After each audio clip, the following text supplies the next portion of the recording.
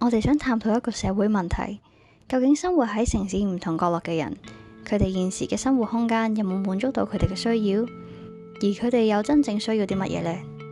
我哋一齊去睇下住喺劏房嘅年輕人、年老嘅修女、面臨搬遷嘅老人家，同埋濫讀青年，佢哋需要嘅生活空間到底係啲乜嘢呢？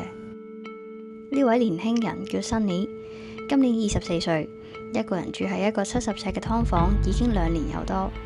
原本單位大約500尺，再加上出邊260尺嘅露天平台，經過改裝之後，就變成7個劏房單位。搬咗過嚟呢度呢，就大概2年半多少少。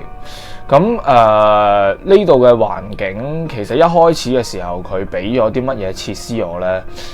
包括喺嗰邊嘅一啲嘅架啦，又或者呢一張嘅床啦。其實呢一張都嚴格嚟講唔係床嚟嘅，因為佢其實係幾塊嘅木板嚟嘅，咁佢中間係空心嘅，咁我其實係可以揭起嗰塊床板，咁就即係下面係一個儲物嘅空間咁樣。咁另外就仲有廁所入面嘅一啲嘅設施啦，譬如係嗰塊鏡啊，又或者係個水爐啊，又或者呢個電視啊等等。咁另外我哋都留意到Sunny住嘅劏房，其實連最基本嘅窗、煮食地方都冇。呢個劏房大小只係能夠容納到一張床、一張台、一張凳同埋浴室。呢個同我職業都有關係，因為我係唔知算係乜嘢自由業者啊，即係嗰啲做 freelance 嗰啲，又或者係咯，總之我要穿梭唔同嘅地區、學校咁樣。咁有陣時要去天水圍，有陣時要去柴灣，咁所以呢個香港正中心嘅位置對我嚟講好重要。咁係咯，因為其實呢個住屋咧，其實係純粹用嚟解決交通問題。係，即係每呢啲問題都係一環扣一環。我點解要揀一個似乎唔係咁理想嘅住屋環境？原因就係因為我有一個更迫切嘅交通問題要俾我去解決。或者咁講啦，其實我唔需要一個好大嘅空間嘅，我亦都唔介意住得細啲。反而咧，空間嘅質素先係最重要。香港現時有21萬人，同Sunny一樣住喺非常狹小嘅地方。咁喺有限嘅空間底下，我哋去追求空間嘅質素，會唔會係一條新出路呢？呢一位係高修女，佢係一間老人院嘅負責人。呢間老人院特別嘅地方係入邊全部都係年長嘅天主教修女。修女本身佢哋已經習慣咗同人群居，相比起一般其他住院嘅老人家，更加適應年老嘅集體生活。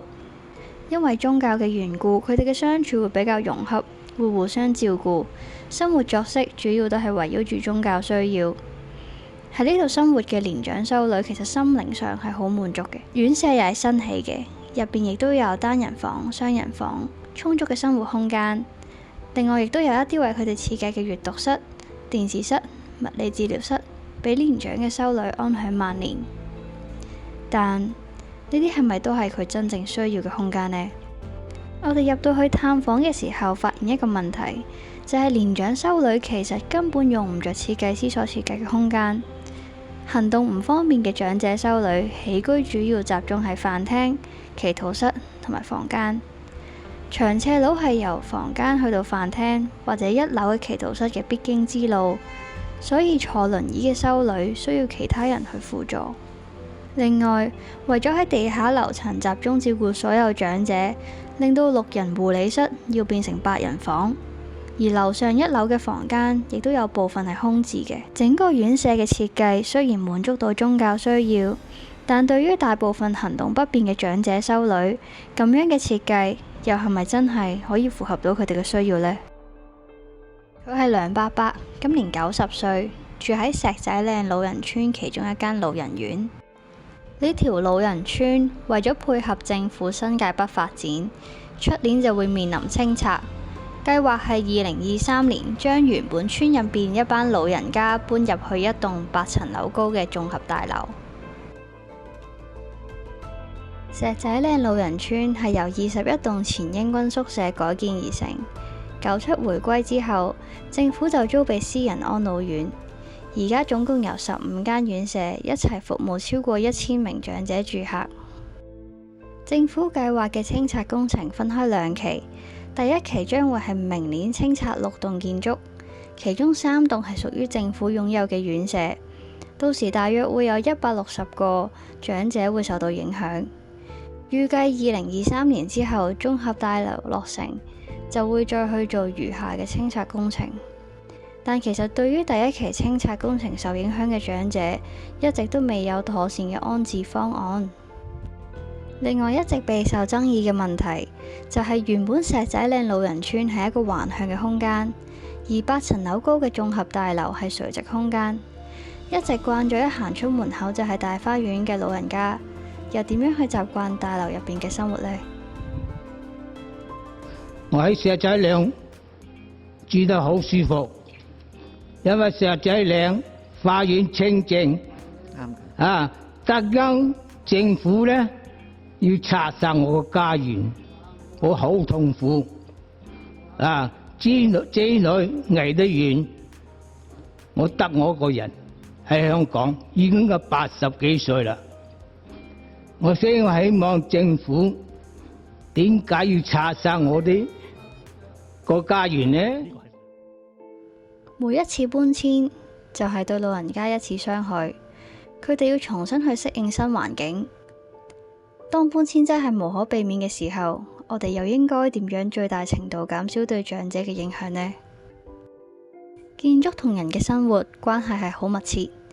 我哋睇返建築提供俾劏房戶、年長修女同安老院長者嘅需要，各有唔同嘅問題。